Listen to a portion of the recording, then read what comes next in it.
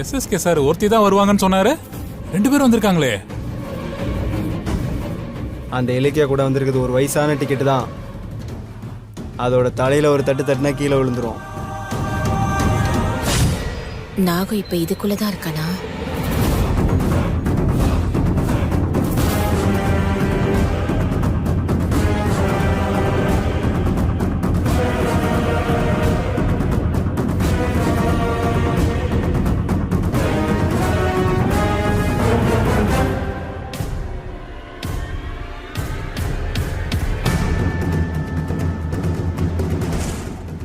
நான் பீரோ பக்கத்துல இருக்கிறத எஸ்எஸ்கே சிசிடிவி வழியா பார்த்தா சந்தேகப்படுவானே.